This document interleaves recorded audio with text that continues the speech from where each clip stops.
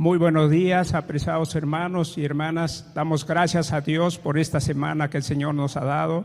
Y en este su día, que es el día de reposo, el día de descanso, estar en su casa alabándole y glorificándole.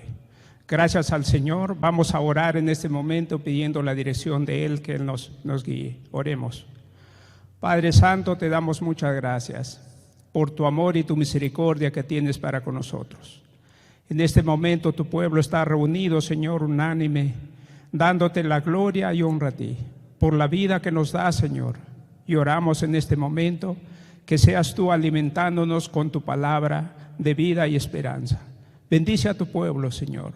Bendice a todas las personas que están conectadas en este momento. Que seas tú con tu Espíritu Santo y con tu palabra edificándonos, Señor. Esa es nuestra súplica, nuestra oración, que te pedimos en el nombre de Cristo Jesús. Amén, Señor. Amén. Bien, en esta mañana tenemos un mensaje muy importante. Vamos a hablar sobre el discipulado. Y estaba pensando en la mejor manera de poder abordarlo. Y tengo una pregunta. ¿Cuáles son las características del discipulado de Cristo? A través de ellas vamos a ver hasta dónde estamos reflejados realmente en el discipulado que Cristo formó. ¿Y qué es el discípulo? Discípulo, según el griego, matites, es alumno, aprendiz, seguidor. Seguidor del Maestro de maestros y Señor de señores, Jesucristo. Bien, vamos entonces con la primera característica que debe tener un discípulo de Cristo. Y aquí tenemos el primer pasaje en Marcos 1:15. Dice así la palabra del Señor: el tiempo se ha cumplido, el reino de Dios se ha acercado, arrepentíos y creed en el Evangelio. Este es el primer mensaje que Jesús pronuncia en su tierra natal en Galilea. Y realmente es notorio ver cómo Él enfatiza acá dos cosas: el arrepentimiento y la fe. Estos son dos elementos importantes de la conversión. Entonces, un discípulo de Cristo tiene que ser convertido a Dios, convertido a Cristo. Y este es el énfasis que Pablo también hace cuando se despide ya en su tercer viaje misionero y dice lo siguiente: de cierto, dice, testificando, dice, a judíos y a gentiles acerca del arrepentimiento para con Dios y de la fe en nuestro Señor Jesucristo. Pablo, que fue un fiel discípulo de Cristo, él dice que eso hizo. Predicó, dice, a judíos y a gentiles el arrepentimiento para con Dios y la fe en nuestro Señor Jesucristo. O sea, que quería que los seguidores de Cristo sean convertidos realmente, que se hayan arrepentido de sus pecados y que hayan puesto su fe en Jesucristo. Ese es un punto fundamental realmente de un discípulo. No hay discípulo realmente si no se ha convertido y ha puesto su fe en Jesucristo. La segunda característica lo encontramos en Juan 8, 31 al 32. Dice así: si vosotros permaneciereis en mi palabra, seréis verdaderamente mis discípulos y conoceréis la verdad, y la verdad os hará libres. Jesús les dice estas palabras a los judíos que habían creído en Él. Y aquí resalta esta característica tan importante. Para ser verdadero discípulo de Cristo, tiene que permanecer en su palabra. Sin la palabra del Señor no hay discípulos. Qué importante este énfasis. Y luego dice, conoceréis la verdad y la verdad os hará libres. La palabra de Dios es verdad y ella nos lleva a su verdad. Y como dice Juan, el Espíritu Santo nos lleva a toda la verdad. Tenemos ahí al autor de la palabra, que es el Espíritu Santo, y tenemos la palabra. Nos lleva a la verdad. Entonces, ¿qué característica más importante esta de todo discípulo? Es permanecer en su palabra. Y eso lo que hicieron todos los que se convirtieron en la iglesia de Jerusalén. Después de que Pedro da su primer discurso, se convierte, dice, como 3,000. Y en Hechos 2:42 dice, y perseveraron en la doctrina de los apóstoles. Característica fundamental que hoy debemos resaltar: tener realmente discípulos convertidos y que permanecen en la palabra de Dios. La tercera característica lo encontramos en Lucas 9:23. Dice así: y decía a todos, si alguno quiere venir en pos de mí, niéguese a sí mismo, tome su cruz cada día y sígame. Son las palabras de Jesús. Y les decía, dice, a todos. En la versión Dios habla hoy, dice, si alguno quiere ser discípulo mío, olvídense de sí mismo, carguen con su cruz cada día y sígame. Este es un paso fundamental, que tenemos que seguir a Cristo, tenemos que mirar a Cristo, y ese realmente es el énfasis especial. Y Jesús, usando una metáfora, dice en Juan 10:27, mis ovejas oyen mi voz, yo las conozco y me siguen. Eso es lo que resalta Jesús de sus discípulos, que son sus ovejas, que le siguen. Él es el gran maestro, Él es el gran pastor. Qué hermoso. Entonces, una característica fundamental del discípulo de Cristo es seguir a Cristo, poner la mira en Cristo. Por eso en el Nuevo Testamento, en las cartas, cuando Pablo dice, el escritor a los hebreos dice, puesto los ojos en Jesús, el autor y consumador de la fe. Todo creyente tiene que seguir a Cristo, poner la mirada en Cristo. Luego tenemos una cuarta característica que encontramos en Mateo 7:21. Dice, no todo el que me dice Señor, Señor, entrará en el reino de los cielos, sino el que hace la voluntad de mi Padre que está en los cielos. Cualquiera pues que me oye estas palabras y las hace, la compararé a un hombre prudente que edificó su casa sobre la roca. Mateo 7:21 y 24. Aquí Jesús está terminando su sermón del monte y luego, como conclusión, va a hacer este énfasis: no todo el que me dice Señor, Señor entrará en el reino de los cielos, sino el que hace la voluntad de mi Padre.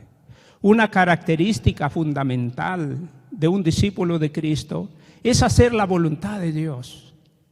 Dice, la voluntad de Dios es buena, agradable y perfecta. Y es obedecerle, como dice acá, él está terminando su sermón del monte y dice que cualquiera pues, dice, que me oye y hace estas palabras y obedece estas palabras, le compararé a un hombre prudente que edificó su casa sobre la roca. Vinieron vientos, vinieron tempestades y permaneció firme porque estaba, dice, edificada sobre la roca. La obediencia es un tema fundamental realmente en el discípulo. No podemos realmente dejar pasar por alto esto. Y quisiera leer un pasaje importante acá de las consecuencias de hacer la voluntad de Dios, de obedecer realmente a su palabra. Y esto está en Romanos 2, del 5 al 11.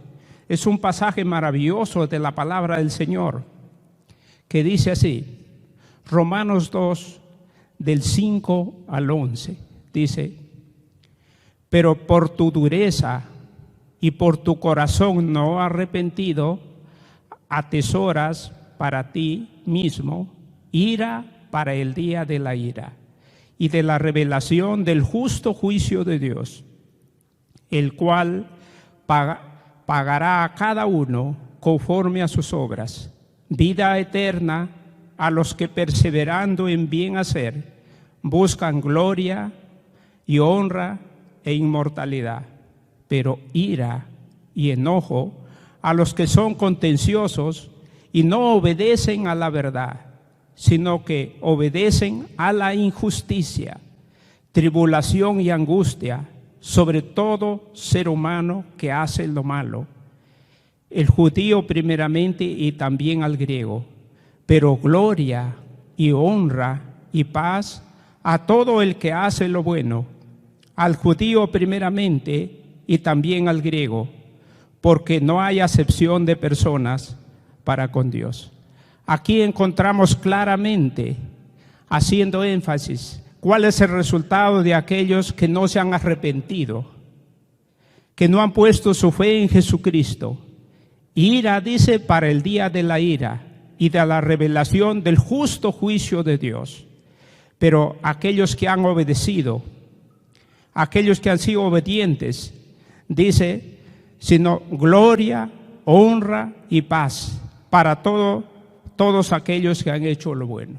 Aquí están los resultados de hacer la voluntad de Dios y el resultado de obedecer a Dios, de obedecer a Cristo, de obedecer a su palabra. Entonces, qué importante esta característica de hacer la voluntad de Dios y de obedecer su palabra. Luego tenemos una quinta característica que lo encontramos en Marcos 10, del 43 al 45, dice así: el que quiera hacerse grande entre vosotros será vuestro servidor, y el que de vosotros quiera ser el primero será siervo de todos. Porque el Hijo del Hombre no vino para ser servido, sino para servir y para dar su vida en rescate por muchos. Marcos 10, del 43 al 45. Aquí Jesús está dando solución a un problema que realmente se suscitó entre sus discípulos. Jacobo y Juan, dice, se acercaron a él. Mateo dice que se acercó también la mamá de ellos y le dijeron que en tu reino estuviese uno a la derecha y el otro a la izquierda. Entonces Jesús trata de explicar realmente esta situación. Esto, dice, es en el mundo, pero entre vosotros no será así. El que quiera hacerse grande, el que quiera ser el primero, será vuestro servidor. Y así, allí se pone él, por ejemplo, el Hijo del Hombre, dice, no ha venido para ser servido, sino para servir y dar su vida en rescate por muchos. Este es un punto muy importante del servicio. Una característica del discípulo de Cristo debe ser para servir, y él mismo da el ejemplo. Y aquí tenemos otro pasaje importante en Juan 13, 14 y 15. Él dice así: pues si yo, el Señor y el Maestro, he lavado vuestros pies, vosotros también debéis lavaros los pies los unos a los otros, porque ejemplo os he dado, para que como yo os he hecho, vosotros también hagáis. Aquí tenemos el ejemplo de Jesús. Jesús lavó los pies de sus discípulos. Yo, dice, el Señor y el Maestro, les he dado ejemplo, ustedes también háganlo. Qué hermoso ejemplo de servicio, de servir a nuestros hermanos, de servir a nuestro prójimo. Y aquí pone realmente este énfasis especial en sus discípulos, dándoles él el ejemplo de servir. Entonces, esta debe ser una característica fundamental del discípulo de Cristo, de servir a su prójimo. Luego encontramos otra característica importante en Juan 13, 35. Dice así: en esto conocerán todos que sois mis discípulos, si tuviereis amor los unos con los otros. Esta es una característica fundamental del discípulo, de amarse los unos a los otros, que como hermanos debemos amarnos los unos a los otros. En esto conocerán todos, dice, que sois mis discípulos, si tuviereis amor los unos por los otros. Y lo repite esto en Juan 15, 8 también. dice Juan 15:8, en esto es glorificado mi Padre, en que llevéis mucho fruto y seáis así mis discípulos. Una característica fundamental del discípulo de Cristo es el amor. Es amar realmente a sus hermanos, es amar a su prójimo. Y en eso conocerán, dice, que sois mis discípulos. Y eso es lo que agrada a Dios, glorifica a Dios. En esto es glorificado mi Padre, en que llevéis mucho fruto y seáis así mis discípulos. El mundo va a conocer que somos discípulos de Cristo por el amor que nos tenemos los unos a los otros. Y el Padre es glorificado, dice, y somos discípulos de Cristo cuando llevamos ese fruto. Ese fruto es el amor, y luego en ese contexto Jesús va a hablar del amor. Un mandamiento nuevo os doy, que os améis unos a otros. Entonces, no puede haber discípulo ni discipulado si no hay amor. Característica fundamental del discípulo. Y luego, en el punto, la séptima característica, si queremos llamarlo así, lo encontramos en dos pasajes. Mateo 4:19, dice así, y les dijo, venid en pos de mí y os haré pescadores de hombres. Jesús está iniciando su ministerio en Galilea, y allí en el mar de Galilea escoge a sus discípulos. Ahí escoge a Jacobo y Juan, a Andrés y Pedro. Y les dice, ellos dice estaban pescando. Y luego les dice, venid en pos de mí y os haré pescadores de hombres. Entonces, qué importante, acá está el discipulado realmente. Yo les llamo para que ustedes ganen almas para el Señor. Para eso lo estoy llamando. Porque cuando ustedes terminen su jornada, quedarán esas personas realmente a las cuales ustedes los han discipulado. Venid a mí, y les hace un llamado, venid a mí y yo os haré pescadores de hombres. Así inicia Jesús realmente su ministerio. Y termina de igual manera en ese texto tan conocido que todos lo sabemos ya de memoria, en Mateo 28:19, después de resucitado, Él volvió a Galilea, al monte, vamos al monte, mucha gente se reunió allí. Y allí les dice, por tanto, id y haced discípulos a todas las naciones. Aquí está el imperativo, para que no olviden lo que les dijo al comienzo. Por tanto, id y haced discípulos a todas las naciones. Que tenemos siempre estar haciendo discípulos en todos los contextos en que vivimos, en todas las edades, en todas las circunstancias donde estemos, debemos estar haciendo discípulos con estas características, porque a veces nos hemos ceñido solamente que el discipulado es una clase o llevar un libro, pero no, mire las características, cómo la gente puede conocernos que somos discípulos cuando estamos convertidos a Cristo, cuando tenemos nuestra fe puesta en Cristo, cuando realmente estamos obedeciendo la palabra de Dios, cuando estamos permaneciendo en la palabra de Dios, cuando estamos sirviendo a nuestro prójimo, cuando estamos amando a nuestro prójimo, todo eso, y cuando les hablamos de Él, así como Jesús les dijo, venid a mí y yo os haré pescadores de hombres. Y así Pedro después, cuando él da su discurso, allí en Jerusalén, se convirtieron, dice, como 3,000, y en el segundo discurso como 5,000. Tiró la red y miren cuánta gente ganó. Entonces ahí está la obediencia. Y quisiera finalizar realmente a modo de evaluación en Juan 21, 15 al 17. Voy a dar lectura a este hermoso pasaje de la palabra del Señor.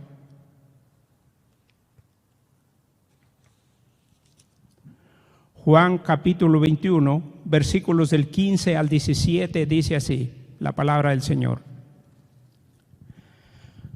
Cuando hubieron comido, Jesús dijo a Simón Pedro: Simón, hijo de Jonás, ¿me amas más que estos? Le respondió: sí, Señor, tú sabes que te amo. Él le dijo: apacienta mis corderos. Volvió a decirle la segunda vez: Simón, hijo de Jonás, ¿me amas? Pedro le respondió: sí, Señor, tú sabes que te amo. Le dijo: pastorea mis ovejas. Le dijo la tercera vez: Simón, hijo de Jonás, ¿me amas? Pedro se entristeció de que le dijese la tercera vez: ¿me amas? Y le respondió: Señor, tú lo sabes todo, tú sabes que te amo. Jesús le dijo: apacienta mis ovejas. Aquí tenemos realmente a Jesús. Ustedes saben que que Pedro negó a Jesús, y después de resucitado, Jesús los buscaba para tener un encuentro especial con ellos. Y aquí en este pasaje, en el contexto de este pasaje, Juan le dice: es Jesús. Y Pedro se escondió, huyó. Pero Jesús realmente no podía terminar su ministerio sin haber conversado con Pedro. Y es aquí, después de que tienen una pesca milagrosa, Él les prepara el desayuno, toman el desayuno, y lo primero que Jesús hace, le hace la pregunta. Le hace una sola pregunta y la repite 3 veces. La primera le dice: ¿me amas más que estos? Aquí Jesús está usando la palabra ágape. ¿Me amas? Y Pedro le va a decir: sí, Señor, tú sabes que te amo. En el castellano no se nota, se repite la misma palabra. ¿Me amas? Y él le dice: te amo. Pero en el original, Pedro no está usando el ágape que Jesús está usando, sino le dice, usa el fileo: te quiero. No te amo, te quiero. Otro verbo. Y luego le dice: apacienta mis ovejas. Si tú me amas, apacienta mis corderos. Y luego viene la segunda pregunta. Nuevamente Jesús la misma pregunta le hace con el mismo verbo, el ágape: ¿me amas? Él le contesta: sí, Señor, tú sabes que te quiero. Usa el mismo verbo, no el ágape, sino el fileo: te quiero. Y luego le dice: apacienta mis ovejas. Viene la tercera pregunta: ¿me amas? Jesús ya no usa el ágape, usa el fileo. ¿Me quieres?, le dice. Pedro se entristeció que le dijese la tercera vez, y luego le dice: te quiero. Sigue usando el fileo. Señor, tú lo sabes todo. Jesús conocía el corazón de Pedro. Sabía realmente si lo amaba con el amor ágape, con ese amor sacrificial y eterno, o era así nomás un amor superficial. Tú lo sabes todo. Luego le dice: apacienta mis ovejas. Qué importante evaluación que Jesús está haciendo. Nosotros hoy usamos diferentes herramientas para evaluar a una persona. Es todo un mundo evaluar a una persona. Pero Jesús, con una sola pregunta: ¿me amas? Está usando el ágape. ¿Me amas con ese amor sacrificial? Y si es así, apacienta mis corderos. ¿Me amas? Apacienta mis ovejas. ¿Qué pasaría si Jesús en este momento nos evaluaría a cada uno de uno por uno y por nombre? Y así le dice: Simón, Pedro, ¿me amas con ese amor sacrificial? ¿Qué estás haciendo con ese amor? Apacienta mis corderos, apacienta mis ovejas. Y si entre nosotros nos evaluaríamos, empezando por la familia, el esposo le diría a la esposa: esposa, ¿me amas? Y de igual manera la esposa al esposo: ¿me amas? De igual manera los padres a los hijos: hijo, ¿me amas realmente? De igual manera los hijos a los padres: ¿me amas? ¿Cuál sería la respuesta que daríamos? Y si entre nosotros, como hermanos, nos hiciéramos esa pregunta personal, aquí Jesús y Pedro están a solas ahí, la pregunta es personal a él. Entre nosotros: ¿me amas? Y el otro también le diría: oye, ¿tú me amas, hermano? ¿Cuál sería la respuesta que daríamos a cada uno? Una categoría evaluativa muy importante con una sola pregunta, y ese es discipulado.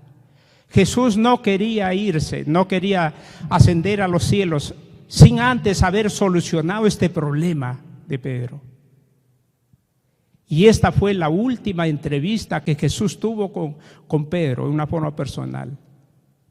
Entonces, miren esta evaluación, con una sola pregunta: ¿me amas? Miren el resultado que dio después. En el Pentecostés, Pedro en su primer discurso, por ese amor que tuvo a su maestro, sirviendo, predicando la palabra, haciendo discípulos de Cristo, por amor. Y luego siguió hasta el final, por amor. Entonces, hermanos, para finalizar esto, el discipulado es un estilo de vida. Discipulamos a las personas cuando ellos ven que somos personas convertidas a Dios, que hemos puesto nuestra fe en Jesucristo firme. Estamos discipulando a la gente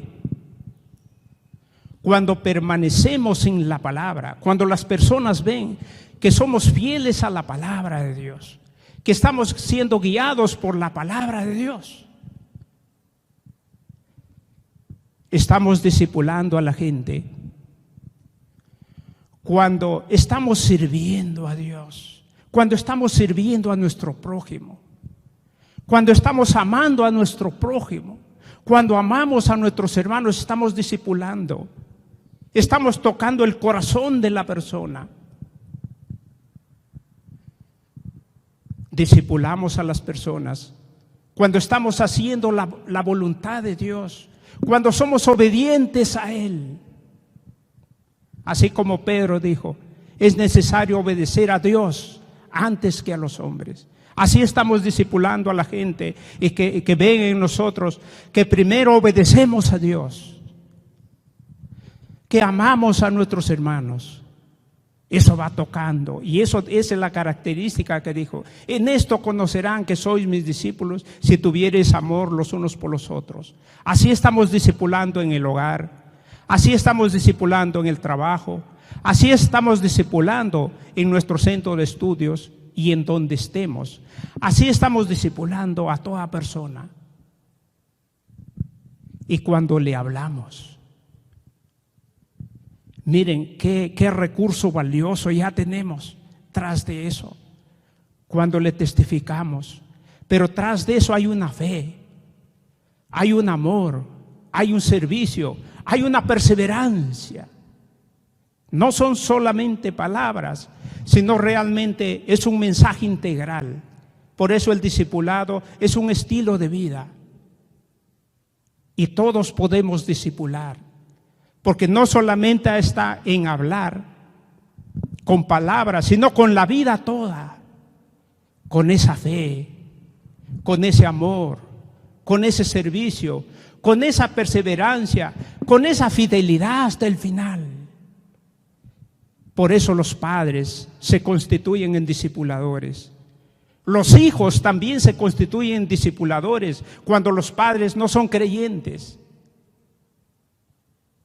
Y así en la iglesia, Los ancianos se constituyen en discipuladores cuando su fe firme en las pruebas, en las luchas, en las enfermedades, en la soledad, siguen sirviendo a Dios. Están discipulando a los nietos, están discipulando a los hijos y a toda persona. Está tocando su corazón. Miren el discipulado en una forma integral. Y eso es lo que Jesús está destacando en sus discípulos. Y una característica fundamental, el amor. Y qué hermosa tarea, hermanos, que podamos discipular todos, con toda nuestra vida, con todo el amor que Dios nos ha dado por nuestro prójimo. Y eso es lo que está enfatizando Jesús en estas características. Hoy, hermanos, en esta circunstancia en que vivimos, tenemos que discipular, tenemos que hablar a las personas con toda nuestra vida. Por eso Pablo decía a la iglesia que debemos servirle, que toda nuestra vida debe ser íntegra para Él, santificado ese cuerpo, alma y espíritu, que vamos hablando a la gente, así como somos. Y todo lo que hacemos. Por eso tenemos que ser discípulos y hacer discípulos. Que Dios nos ayude, hermanos, en esta tarea. Todos podemos ser discípulos y todos podemos hacer discípulos. Porque usted con su vida está tocando la mente y el corazón de las personas. Una persona no solamente ve las enseñanzas del otro, sino ve la vida. Puede ser de un niño, puede ser de un adolescente, puede ser de un joven, puede ser de un matrimonio, puede ser de un anciano, puede ser de una persona sola. Va viendo toda una vida. Y esas son las características de un discípulo. Y usted es un discípulo, hermano. Si ha recibido a Cristo en su corazón, ha puesto su fe en Jesucristo, es un discípulo. Y usted es la sal y la luz de este mundo. Eso dijo Jesús después de dar las bienaventuranzas, cuando estuvieron realmente en el monte de Galilea. Les dice, ahora ustedes son la sal de esta tierra. Ustedes son la luz del mundo. En medio de esta pandemia, hermanos, nosotros tenemos que alumbrar.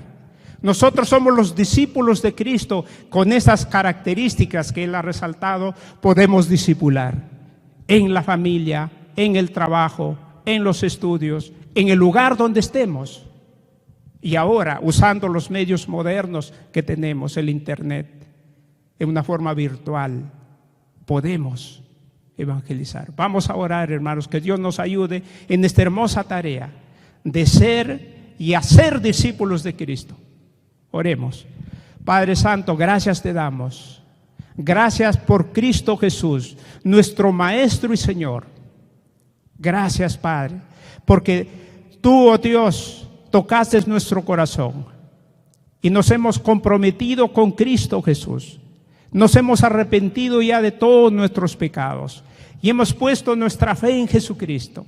Y nos has encomendado ser discípulos tuyos y hacer discípulos tuyos, oh Dios. Ayúdanos en el lugar donde estamos, con la edad que tengamos, seguir haciendo discípulos de Cristo. Que la gente pueda ver en nuestra vida íntegra, en nuestra vida total, un discípulo de Cristo, con estas características que Cristo Jesús ha resaltado. Bendice a tu iglesia, bendice a tu pueblo en medio de este tiempo, oh Dios. En medio de este tiempo especial en que vivimos, la luz del Evangelio alumbre a toda persona que no te conoce y que vea a tu pueblo, que vea a tus hijos, desde los niños hasta los ancianos, verdaderos discípulos de Cristo, que con su vida realmente están hablando a este mundo de que tú eres el dueño de nuestra vida, de que tú has llenado nuestra vida de tu amor, de que tú le das sentido a nuestra vida, así como dijo Pablo, para mí el vivir es Cristo y el morir es ganancia. Y si vivo, que sea para provecho de ustedes y para gozo en la fe. Bendice a tu pueblo, Señor, y gracias por Cristo Jesús, nuestro Señor y Maestro, y que nosotros somos sus discípulos y que sigamos haciendo discípulos hasta cuando tú nos llames a tu presencia. Gracias te damos en el nombre de Cristo Jesús. Amén, Señor. Que Dios los bendiga, apreciados hermanos y hermanas.